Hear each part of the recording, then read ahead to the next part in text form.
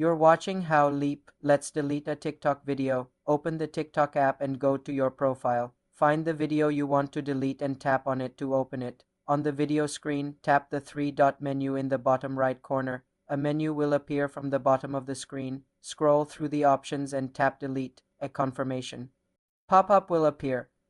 Tap Delete again to permanently remove the video from your account.